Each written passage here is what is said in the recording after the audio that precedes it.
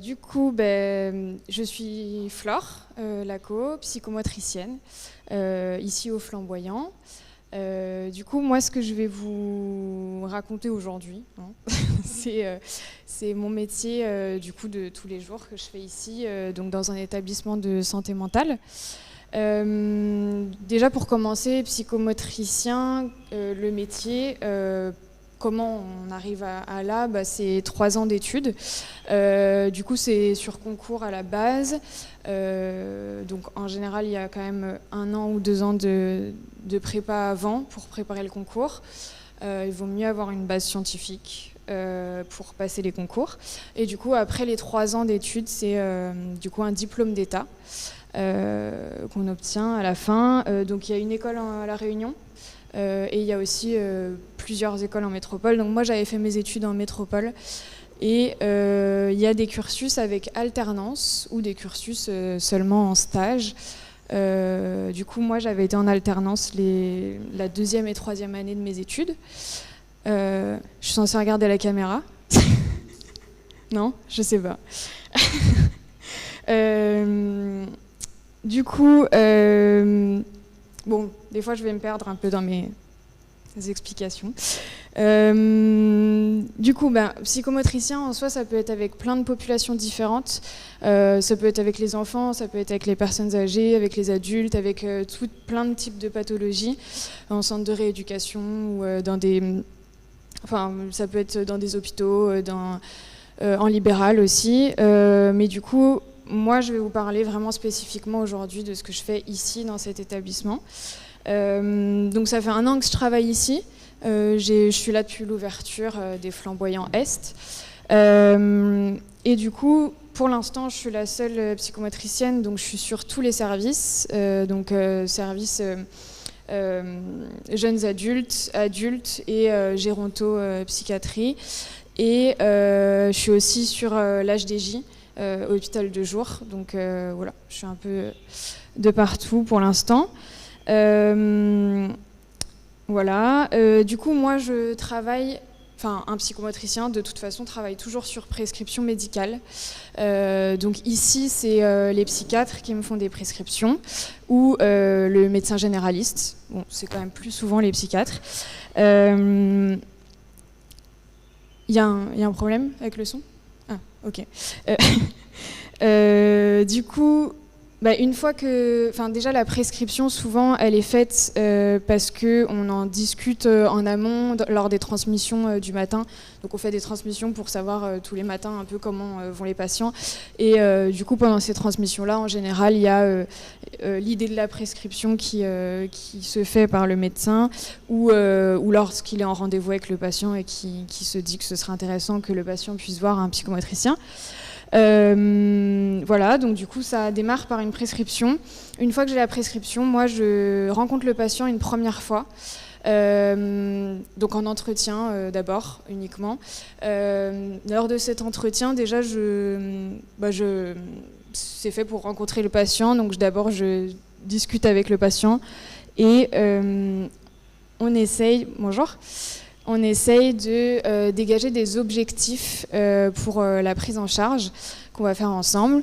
Ces objectifs-là, moi, j'accorde une grande importance à ce que ce soit le patient aussi qui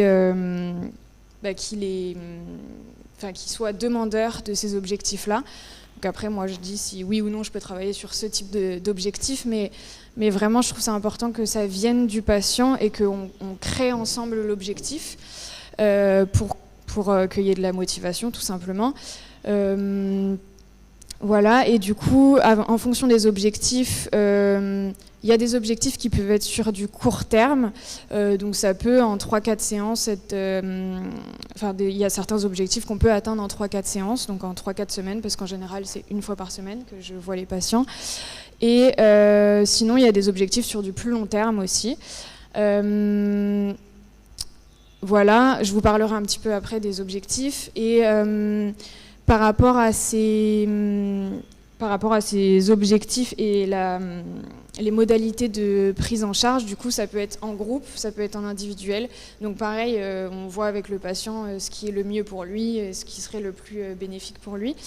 Et après, au cours du suivi, moi, je réévalue, en fait, à chaque séance, je réévalue un peu constamment si c'est toujours en progression ou si il y a besoin d'une pause dans le suivi ou d'un arrêt. À chaque fois, on fait des échanges en équipe pour que ce soit cohérent avec comment avance le patient dans la globalité de sa prise en charge en hospitalisation. Et du coup, voilà, s'il y a un arrêt de prise en charge ou une pause de prise en charge, c'est toujours décidé en équipe et avec le patient aussi. Voilà, du coup, au niveau des objectifs. Alors, il y en a pas mal, c'est assez diversifié, mais du coup, je vais vous dire un peu les principaux. Ah oui, j'ai oublié d'expliquer ce que c'était que psychomotricien. Du coup, psychomotricité. Dans le mot psychomotricité, donc il y a psycho, donc c'est tout ce qui se passe dans la tête, donc c'est les pensées, les mécanismes psychologiques, comment fonctionne le cerveau, comment on réfléchit, etc. Et motricité, c'est tout ce qui se passe dans le corps. Du coup, moi, mon travail, en fait, c'est de faire le lien entre ce qui se passe dans la tête et ce qui se passe dans le corps, et d'essayer de trouver un équilibre. Voilà, pour que ce soit vivable au quotidien. Du coup, voilà, maintenant que j'ai expliqué mon métier, c'est quand même assez utile au bout d'un quart d'heure de conférence. Du coup, les objectifs, moi, ça va être la gestion des angoisses, par exemple, la gestion de l'anxiété, parce qu'en général, ça se passe dans le corps et dans la tête. Pareil pour la gestion des émotions, ça se passe dans le corps et dans la tête. Donc, c'est aussi souvent moi qui vais être sur ces objectifs-là. Ça peut être l'aisance dans le corps, ça peut être retrouver un certain contrôle sur son corps aussi. Retrouver une confiance en son corps et ses capacités. Ça peut être aussi retrouver du plaisir dans son corps et dans le mouvement, du plaisir aussi dans les interactions avec les autres. Voilà. Et ça peut aussi être réussir à mieux écouter son corps, être plus à l'écoute de son corps. Voilà, et réussir aussi à se recentrer sur soi. Voilà. Aussi, ça peut être mieux se comprendre, tout simplement, en passant par le corps. Sachant qu'il y a aussi des patients pour qui la verbalisation n'est pas facile, donc ça peut aussi être une possibilité que le psychomotricien soit dans la boucle du soin aussi pour essayer de passer par un autre médiateur que la parole, et donc passer par le corps pour essayer d'exprimer un mal-être ou d'exprimer des choses en particulier par rapport à sa souffrance. Voilà. Je dis beaucoup voilà.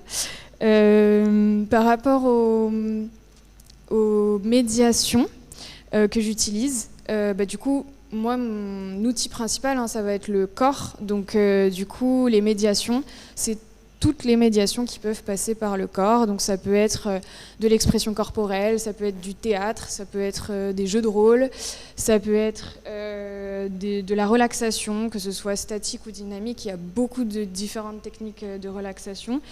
Ça peut être de l'activité physique, comme de la boxe par exemple, j'utilise aussi un petit peu, ou d'autres activités physiques.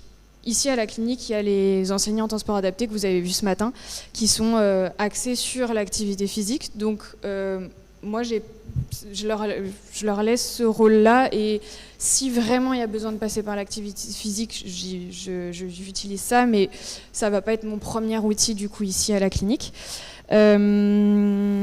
Voilà, ça peut aussi passer par des activités au niveau sensoriel, des jeux sensoriels ou des jeux aussi de société. Ça peut être pour créer aussi l'alliance avec le patient au début. Voilà, et du coup, par rapport au groupe ou individuel, c'est peut-être important que je vous dise qu'est-ce qu'il y a comme groupe, qu'est-ce que je fais actuellement comme groupe. Donc, moi, la plupart de ma semaine, il y a beaucoup d'individuels. Voilà, parce que ça permet d'aller creuser un peu plus en profondeur dans les problématiques. Mais je fais aussi 2 groupes. Du coup, il y a un groupe Marche pleine conscience.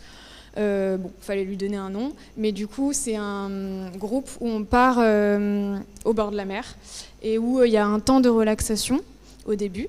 Donc cette relaxation, c'est basé sur de la méditation pleine conscience, où du coup on utilise vraiment tous les sens, donc l'ouïe, l'odorat, la vision, tous les sens qu'on met en éveil en utilisant du coup ce qui nous entoure à ce moment-là, parce que ce qui nous entoure c'est assez chouette, c'est la mer, c'est les arbres, c'est la nature.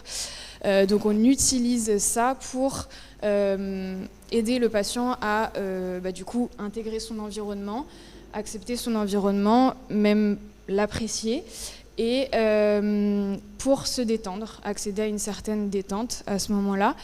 Et du coup, après ce temps de relaxation-là, on continue ce groupe par un temps de marche, où du coup, là, je vais plus les amener à continuer cette détente tout en marchant et en pouvant chacun être un peu dans leur bulle, dans leur espace. Parce que je trouve ça important aussi qu'il y ait des groupes où on ne demande pas forcément qu'il y ait d'interaction.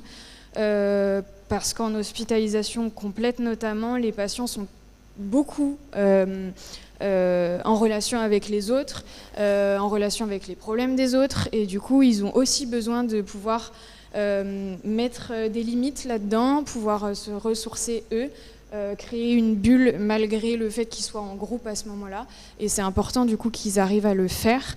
Du coup ce groupe-là c'est un peu basé là-dessus aussi, c'est réussir à ce que chacun crée un peu sa petite bulle, et du coup y a une marche, ou s'ils ont besoin de verbaliser, nous on est là, hein, les soignants bien sûr, et au milieu de la marche il y a un temps de pause où chacun peut être face à la mer, dans son petit endroit, dans son petit coin, face à la mer, et la mer en général, ça a quand même un pouvoir assez important, c'est-à-dire qu'il y en a qui ont besoin de... Bonjour. Pas de souci. Voilà, la mer, ça permet un certain lâcher-prise pour beaucoup de patients. Il y en a qui ont besoin de prendre un galet et le jeter en mettant une intention particulière dedans. Il y en a qui ont besoin juste de respirer face à la mer, de profiter de l'instant présent. Il y a vraiment différentes façons de faire, et c'est eux qui décident de comment ils ont envie de passer ce temps-là face à la mer pour se ressourcer. Et après, du coup, le retour de la marche et on rentre à la clinique. Donc ça, c'est tous les mercredis matins pour l'instant. Donc ça, c'était un premier groupe, et je pars toujours avec un infirmier. Donc un infirmier qui tourne, c'est jamais le même. Enfin, voilà, c'est selon le roulement à ce moment-là. Et du coup, il y a un deuxième groupe que je fais avec la psychologue.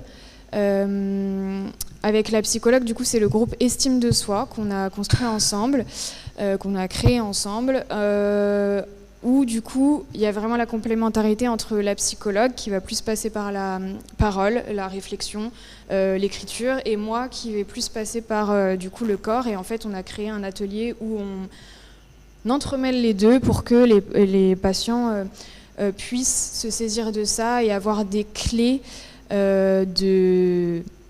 d'amélioration pour leur estime d'eux-mêmes. Bon, on n'a pas de baguette magique du tout, c'est pas quelque chose qui se fait en 3 secondes, mais en tout cas il y a 4 séances sur 4 semaines, et le but c'est vraiment de leur apporter des petites clés et des petites choses aussi à faire dans le quotidien pour améliorer leur estime d'eux-mêmes. Voilà. Est-ce que déjà, avec tout ce que je viens de dire, est-ce qu'il y a des questions ou pas? Après, j'ai encore d'autres trucs à dire, mais... Oui. Attendez, excusez-moi, on me dit qu'il y a un petit problème. Ah!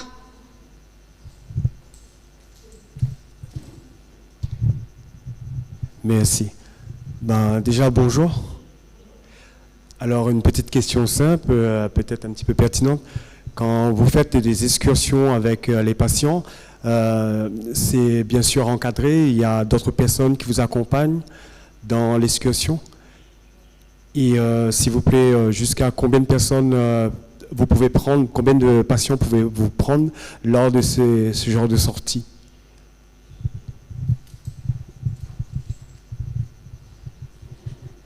Merci pour la question du coup. Alors, on a un quota pour des raisons de sécurité qui sont un soignant pour 3 patients en sortie. Donc du coup, moi j'emmène 6 patients avec un infirmier. Donc on est 2 soignants pour 6 patients. Et en général, on fait attention à l'humeur du patient du jour. Voilà, si on sait que depuis la veille ça va pas du tout, on va prendre le temps de évaluer ça, évaluer s'il y a un risque à l'extérieur, et surtout s'il y a réellement un risque, on va prendre le temps d'expliquer aux patients que ce sera pas forcément cette semaine qu'il pourra sortir pour faire l'activité et que ce sera une prochaine fois. C'est important de ne pas le voir comme une punition ou voilà, mais en tout cas, du coup, on prend le temps d'expliquer aux patients que c'est pour sa sécurité et que c'est pas possible cette fois-ci, mais parce que ça arrive. Hein. Et voilà, je crois que je suis un peu à côté du sujet. C'était quoi? Non, ça va. Ok. La première partie de la question, j'ai répondu? Oui. D'accord. D'accord, super. Bon, bah c'est bon. Ok. Y a d'autres questions? Ou alors on continue? Ouais, ça va? C'est fin de journée, j'espère que vous avez encore de la concentration. Je ne sais pas si vous avez fait toute la journée, mais... ok, du coup, j'avais un petit peu... je m'étais dit que c'était intéressant peut-être de partir sur les différents troubles qu'on a dans cette clinique-là et de pouvoir un peu décortiquer les impacts de ces troubles sur le corps et de pouvoir, que je puisse vous expliquer, moi en tant que psychomotricienne, que je puisse vous expliquer ce que je peux faire en fonction de ces troubles-là, sur quoi je peux travailler spécifiquement. Du coup, je ne sais pas si vous avez fait toute la journée, mais j'imagine qu'on vous a déjà expliqué que cette clinique-là est spécialisée du coup dans la dépression, les troubles anxieux, les troubles de l'humeur, troubles de la personnalité, de l'identité, et... Wow. En fait, depuis le début, mon micro marchait pas, non? Ou alors je le tenais pas bien. Bon, en tout cas, dans les troubles du comportement alimentaire et le psychotrauma. Et voilà. Bonjour. Du coup, je vais prendre quelques exemples de ces troubles. Donc, par exemple, on peut commencer par la dépression. La dépression, du coup, il y a une tristesse de l'humeur, il n'y a plus de plaisir dans les activités de la vie quotidienne, même des activités où on prenait plaisir avant. Et il y a un retentissement aussi sur le corps, donc il y a un ralentissement moteur, un ralentissement psychomoteur, donc psycho c'est plus au niveau de la pensée, de la réflexion, de la prise d'initiative.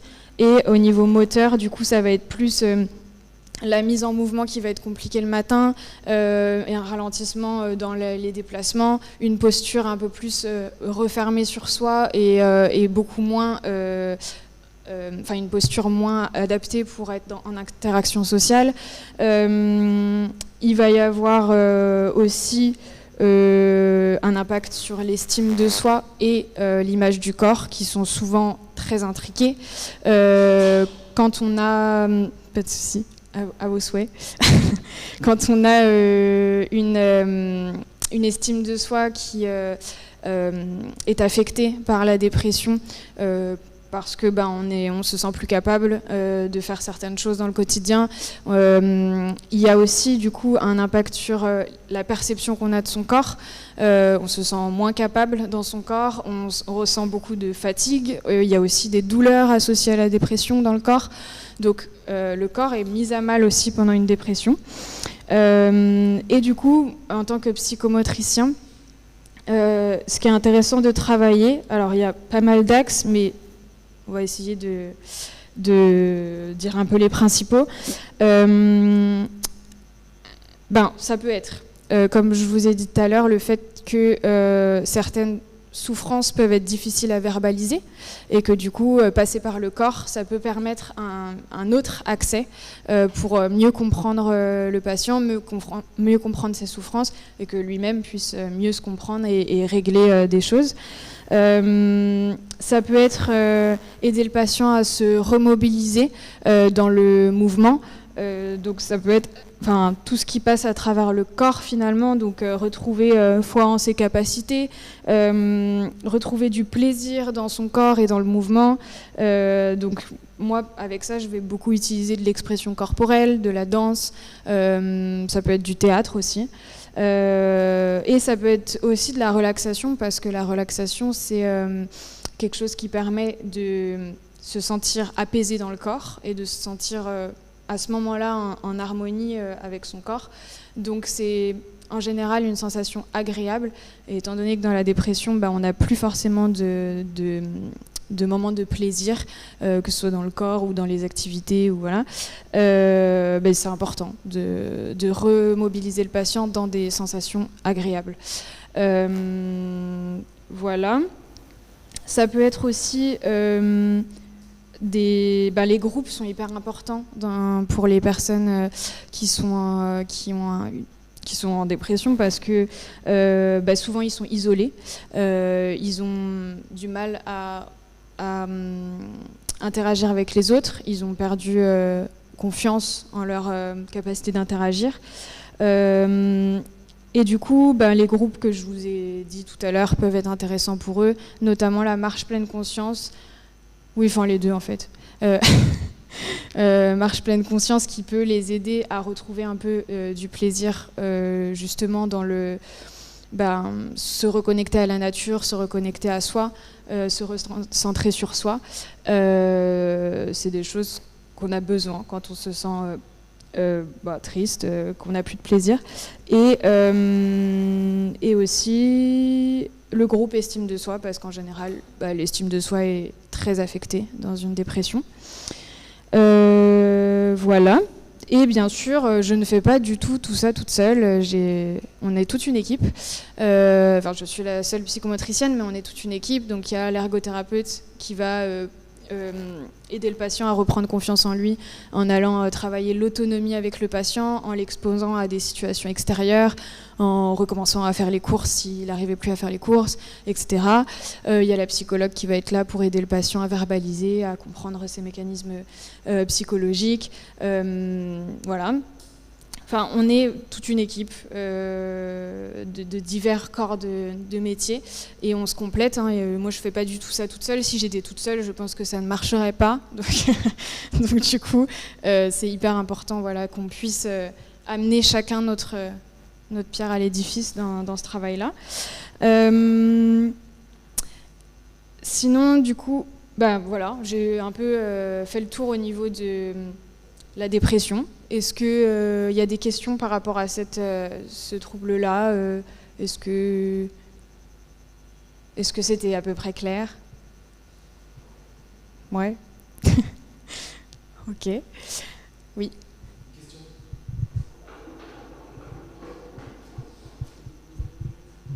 Alors, je suis désolé de peut-être le demander, mais est-ce que pour les employés de l'établissement, est-ce que vous donnez aussi quelques cours comme par exemple, est-ce que vous faites aussi des sorties avec les personnes de la clinique, les travailleurs de la clinique? C'est une question un peu bizarre, je suis désolé. Enfin, je ne sais pas si je vais répondre à votre question. Alors, non, je ne fais pas des sorties avec les autres professionnels dans le cadre du travail.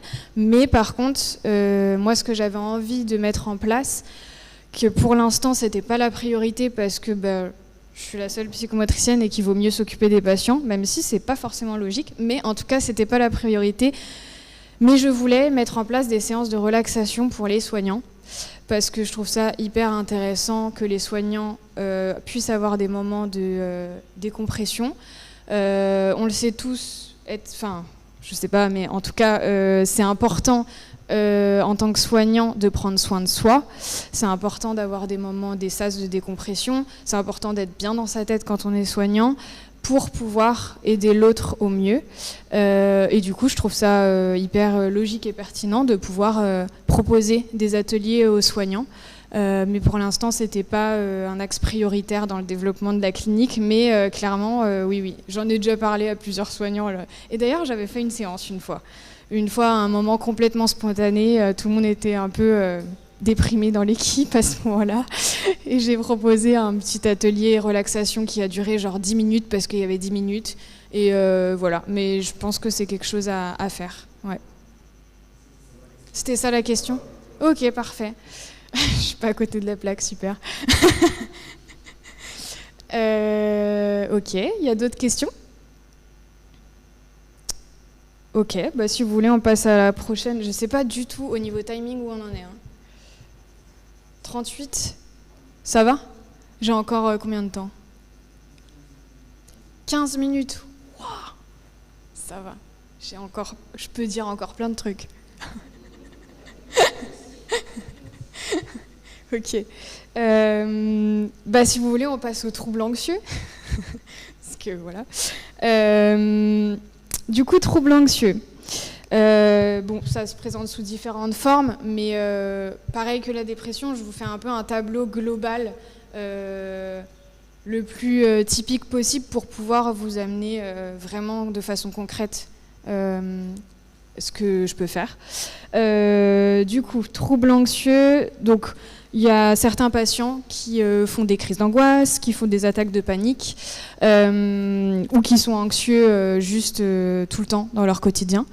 Moi, en tant que psychomotricienne, je vais avoir un rôle pour essayer de décortiquer avec le patient au niveau de l'arrivée des crises, pour décortiquer comment ça s'est déclenché, donc s'il y a un élément déclencheur, après quelle avalanche de sensations et de phénomènes il se passe dans le corps du patient avant d'arriver à la crise, vraiment, parce qu'en général, il y a quand même un petit laps de temps, et ce petit laps de temps, en fonction de s'il est de plus de 30 secondes, on peut faire quelque chose. En gros. Moins de 30 secondes, ça commence à être un petit peu plus technique. Mais du coup, si on a un petit laps de temps, on peut détecter avec le patient à quel moment, pour lui, il pense que c'est possible d'arrêter cette avalanche de sensations désagréables et du coup d'aller vers la crise, pour lui apporter une technique pour s'apaiser. Donc ces techniques-là, en réalité, il y en a plein. Il y en a une qui est très simple, la cohérence cardiaque. Je ne sais pas si vous connaissez. La cohérence cardiaque, c'est un principe très simple, mais qui a été beaucoup étudié par les scientifiques. Donc c'est hyper pratique, ça a fait beaucoup de... Enfin, on s'est prouvé que ça fonctionne. En gros, ce qui se passe dans la cohérence cardiaque, donc c'est tout simplement un exercice de respiration. Un exercice de respiration guidé, juste avec un petit son ou alors un curseur qu'on suit pour être dans un certain rythme dans la respiration. Mais du coup, ce qui se passe, c'est qu'en gros, on va agir sur le rythme cardiaque. En régulant la respiration, on régule le rythme cardiaque. Parce que les deux sont reliés. Par exemple, quand vous êtes... imaginez-vous dans une situation de stress. Qu'est-ce que fait votre cœur ? Il s'emballe. Qu'est-ce que fait votre respiration ? Elle s'accélère. Les deux sont reliés. Donc du coup, vu qu'on ne peut pas directement agir sur le cœur, on agit sur la respiration pour agir sur le cœur. Une fois que le cœur abaisse son rythme cardiaque, ça permet d'aller activer au niveau du système nerveux autonome, ça permet d'aller activer une boucle où il va y avoir des hormones du bien-être, de la détente, qui vont s'activer et se diffuser dans le corps. Et du coup, ça c'est hyper intéressant parce que rien qu'avec la respiration, on arrive à activer cette boucle-là.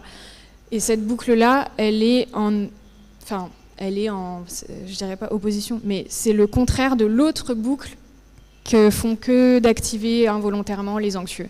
L'autre boucle, c'est la boucle de l'adrénaline, du cortisol, de toutes les hormones du stress. Pour les personnes anxieuses ou alors qui ont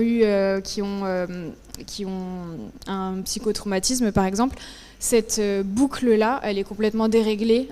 Donc du coup, il y a des hormones du stress qui vont s'activer trop souvent ou même en permanence.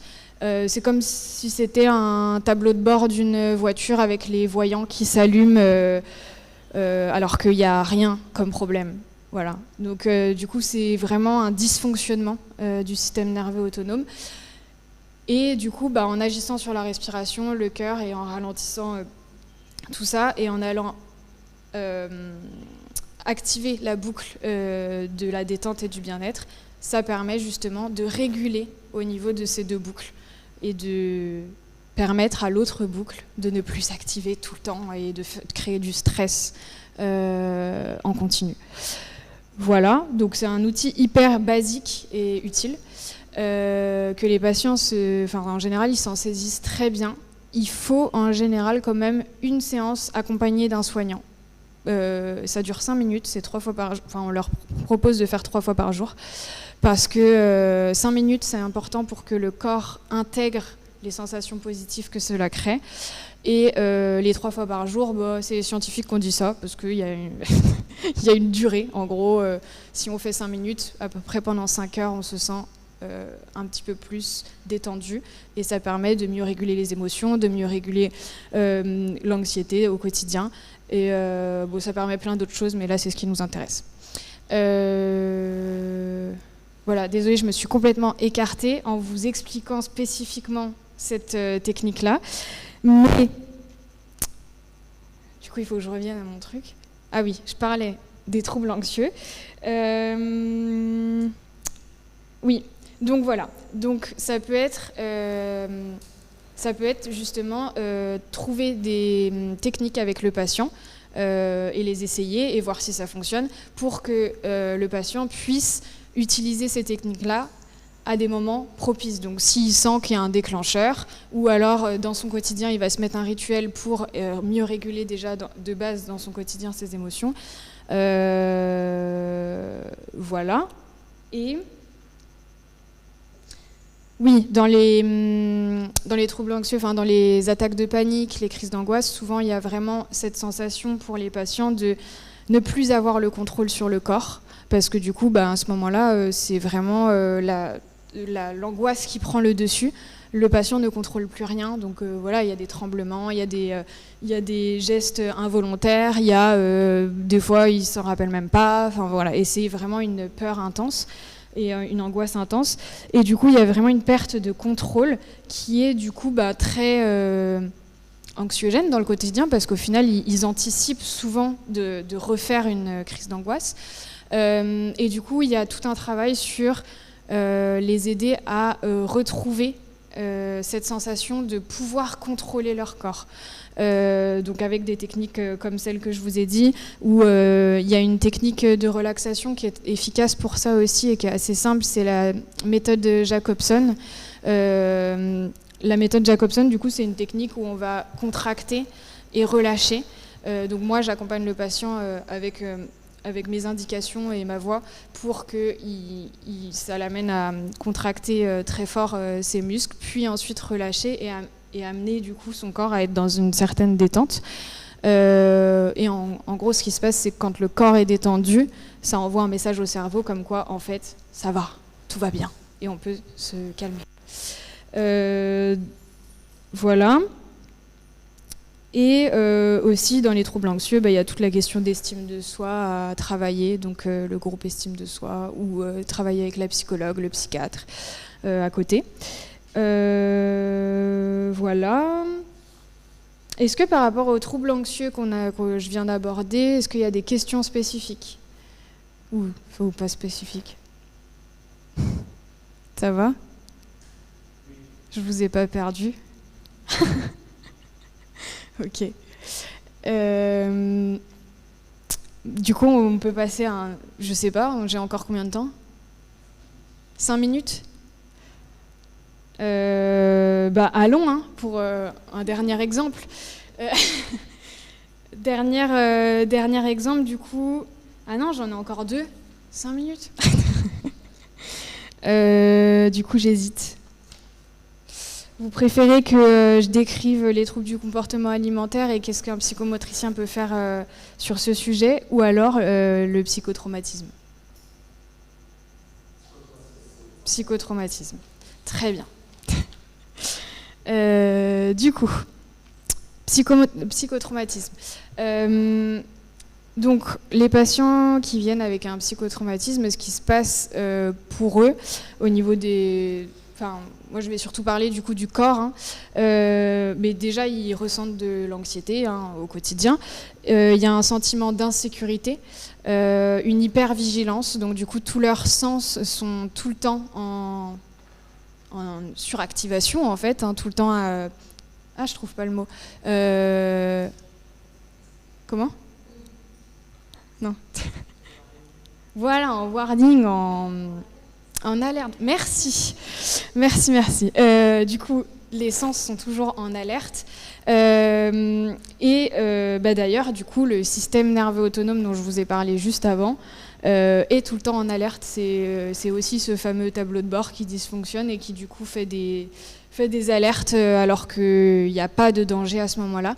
Mais un patient qui a vécu un psychotrauma a des reviviscences, des flashbacks. Il peut y avoir des éléments déclencheurs, comme il peut ne même pas y en avoir. Ça peut arriver comme ça. Donc du coup, je me suis perdue. Du coup, il y a...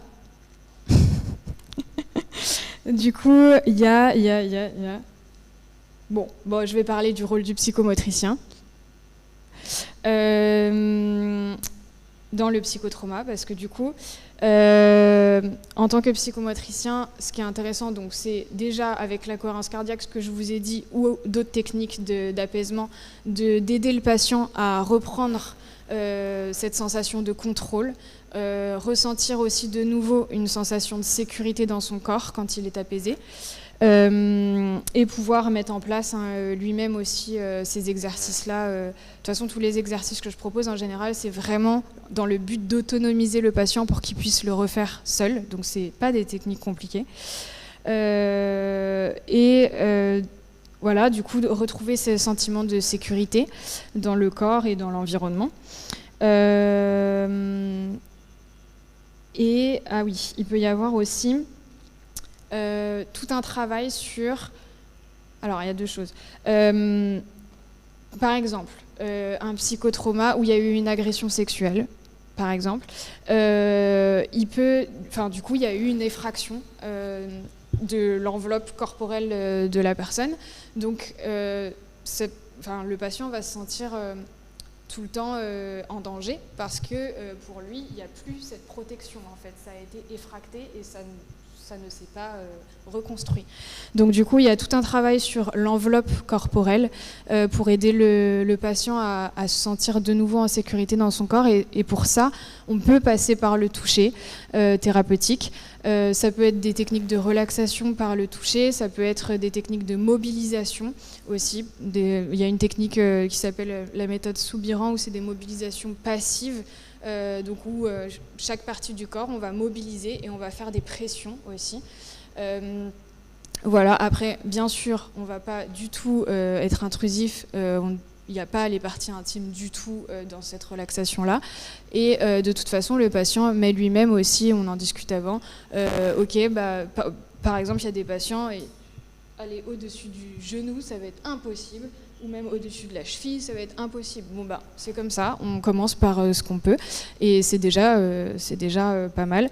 Et du coup, voilà, il y a tout le travail sur recréer l'enveloppe psychocorporelle du patient.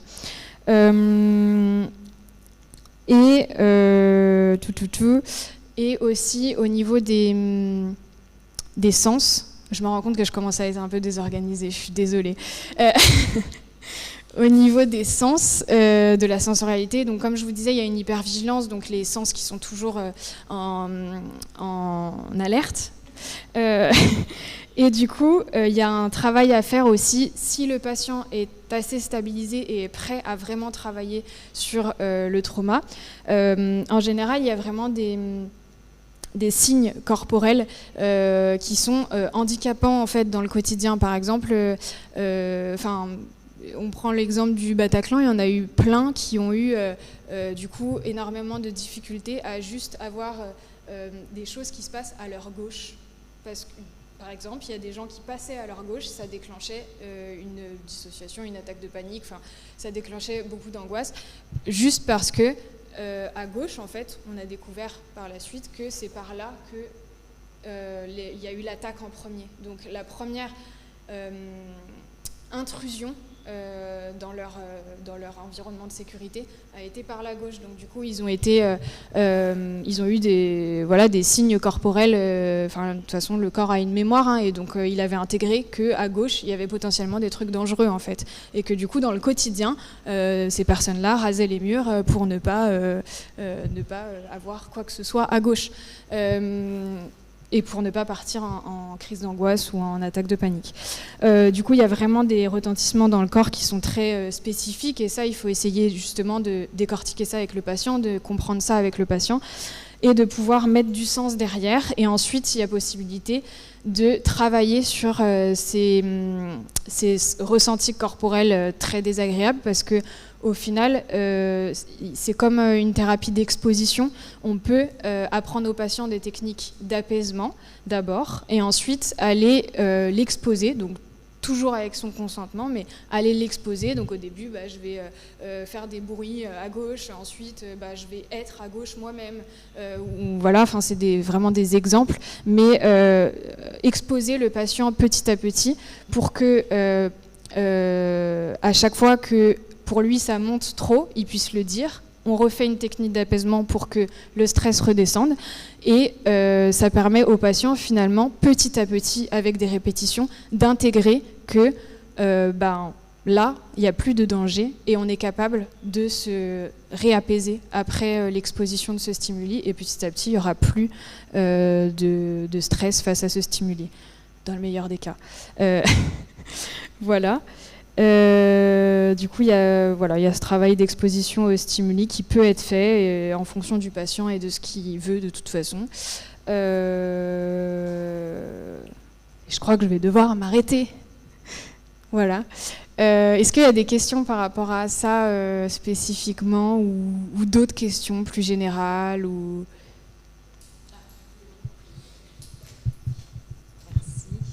Merci. Bonjour aussi.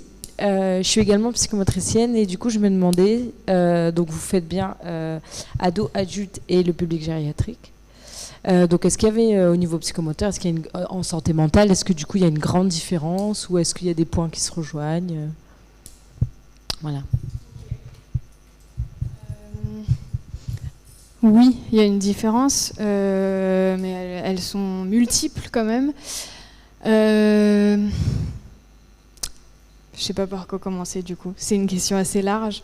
Oui, il y a une grande différence. Mais en soi, je travaille de la même façon. Parce qu'en fait, je trouve finalement que la manière de travailler dépend complètement de la personne que j'ai en face. Et que du coup, que ce soit en géronto, en adulte ou dans les jeunes, je fais en fonction de la personne qui est en face. Et sincèrement, moi, ça me change pas tant que ça. Enfin, des fois, j'oublie dans quel service il est, quoi. donc non, ça me perturbe pas trop cette différence-là. Mais je pense que ça dépend des psychomotriciens, ça dépend de comment on voit les choses.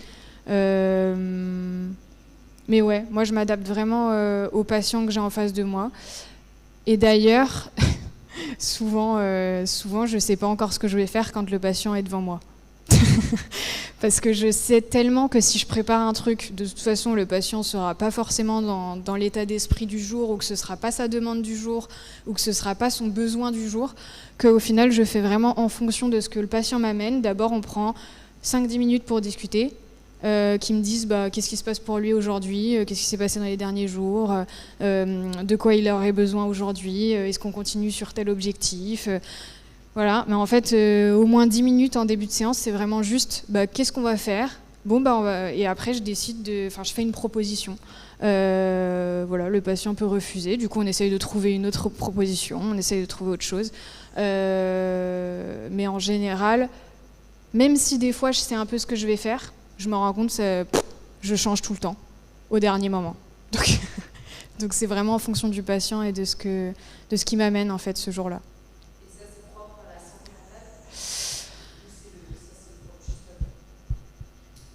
mentale ? Alors je pense que je suis un peu comme ça quand même.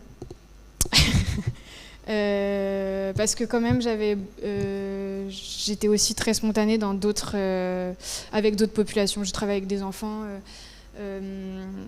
Et oui, j'étais aussi assez spontanée, mais je pense que là, encore plus.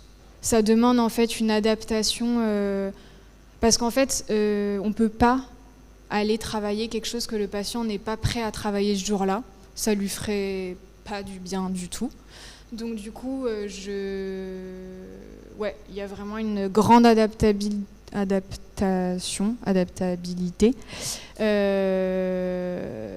voilà, que je pratique dans chaque séance en fait. Voilà. Mais il ne faut jamais perdre de vue du coup les objectifs, parce que moi je me les mets en gros à chaque fois que j'ouvre mon ordi avec le patient. Je regarde un peu ce qu'on a fait la semaine dernière et je sais qu'il y a ces objectifs qu'on doit travailler. Donc en fonction de comment est le patient, je vais lui dire aujourd'hui quand même on va travailler sur cet objectif, mais peut-être que vous n'êtes pas trop prêt à ce qu'on travaille de cette façon-là. Aujourd'hui vous n'avez pas envie par exemple de faire de l'expression corporelle parce que vous êtes hyper douloureux. Du coup on va faire complètement autre chose et on va faire de la relaxation, mais quand même pour travailler cet objectif-là. Voilà, je garde toujours en tête les objectifs et c'est vraiment ça qui me guide dans mes séances. Voilà. Ça va ? J'ai à peu près répondu à la question ? Ok. Est-ce qu'il y a d'autres questions ?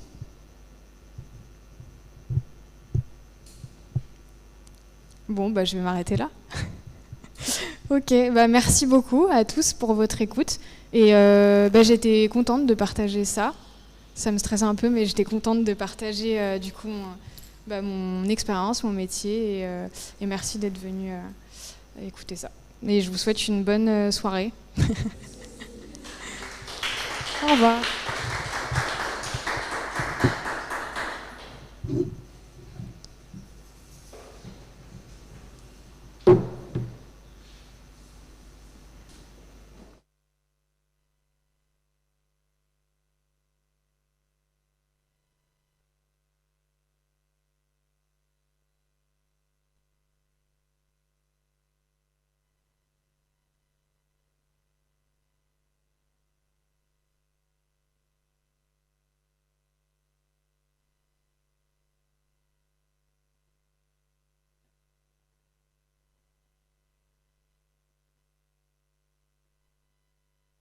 A été par la gauche, donc du coup ils ont eu des signes corporels. De toute façon le corps a une mémoire, et donc il avait intégré que à gauche il y avait potentiellement des trucs dangereux en fait, et que du coup dans le quotidien ces personnes-là rasaient les murs pour ne pas avoir quoi que ce soit à gauche.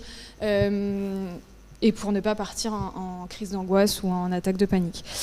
Du coup, il y a vraiment des retentissements dans le corps qui sont très spécifiques, et ça, il faut essayer justement de décortiquer ça avec le patient, de comprendre ça avec le patient, et de pouvoir mettre du sens derrière. Et ensuite, il y a possibilité de travailler sur ces ressentis corporels très désagréables, parce que au final, c'est comme une thérapie d'exposition.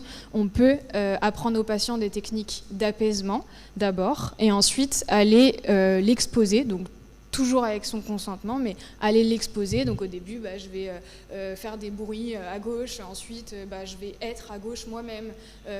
Voilà, c'est vraiment des exemples, mais exposer le patient petit à petit pour que à chaque fois que pour lui ça monte trop, il puisse le dire. On refait une technique d'apaisement pour que le stress redescende et ça permet aux patients finalement petit à petit avec des répétitions d'intégrer que là il n'y a plus de danger et on est capable de se réapaiser après l'exposition de ce stimuli et petit à petit il n'y aura plus de stress face à ce stimuli dans le meilleur des cas.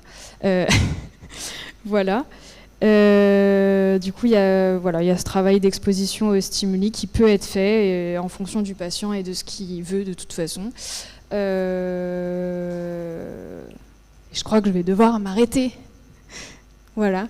Est-ce qu'il y a des questions par rapport à ça spécifiquement ou d'autres questions plus générales ou...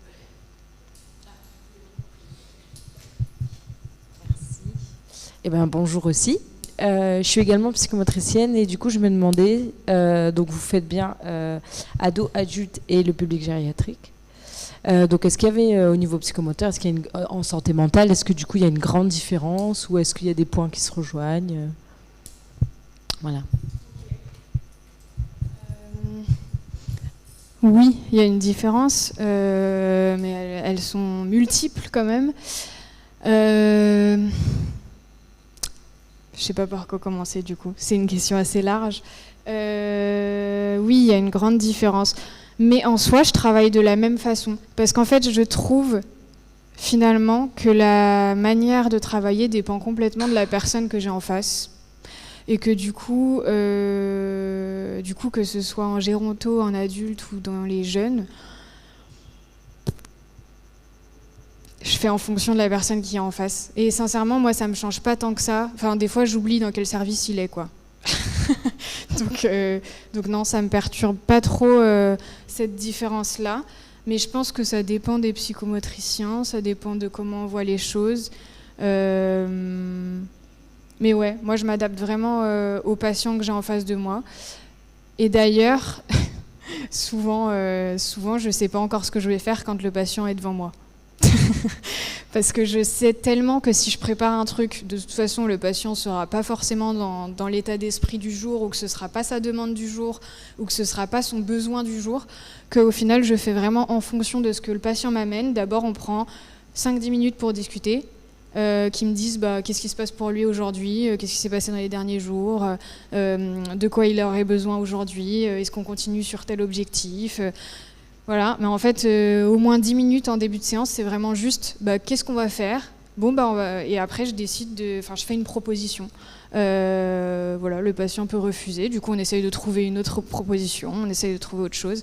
Mais en général, même si des fois je sais un peu ce que je vais faire, je me rends compte que je change tout le temps, au dernier moment. Donc c'est vraiment en fonction du patient et de ce qui m'amène en fait ce jour-là.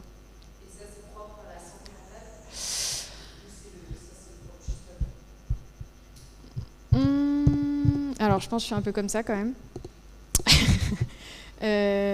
Parce que quand même j'étais aussi très spontanée dans avec d'autres populations. Je travaille avec des enfants. Et oui, j'étais aussi assez spontanée, mais je pense que là, encore plus. Ça demande en fait une adaptation. Parce qu'en fait, on ne peut pas aller travailler quelque chose que le patient n'est pas prêt à travailler ce jour-là. Ça lui ferait pas du bien du tout. Donc du coup, il y a vraiment une grande adaptabilité,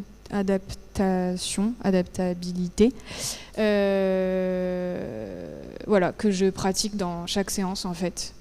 Voilà. Mais il faut jamais perdre de vue du coup les objectifs, parce que, moi je me les mets en gros à chaque fois que j'ouvre mon ordi avec le patient. Je regarde un peu ce qu'on a fait la semaine dernière et je sais qu'il y a ces objectifs qu'on doit travailler. Donc en fonction de comment est le patient, je vais lui dire aujourd'hui quand même on va travailler sur cet objectif, mais peut-être que vous n'êtes pas trop prêt à ce qu'on travaille de cette façon-là. Aujourd'hui vous n'avez pas envie par exemple de faire de l'expression corporelle parce que vous êtes hyper douloureux. Du coup on va faire complètement autre chose et on va faire de la relaxation, mais quand même pour travailler cet objectif-là. Je garde toujours en tête les objectifs et c'est vraiment ça qui me guide dans mes séances. Voilà. Ça va ? J'ai à peu près répondu à la question ? Ok. Est-ce qu'il y a d'autres questions ?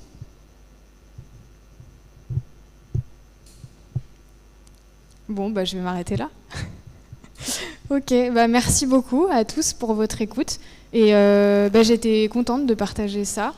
Ça me stresse un peu, mais j'étais contente de partager du coup mon expérience, mon métier. Et merci d'être venu écouter ça. Et je vous souhaite une bonne soirée. Au revoir.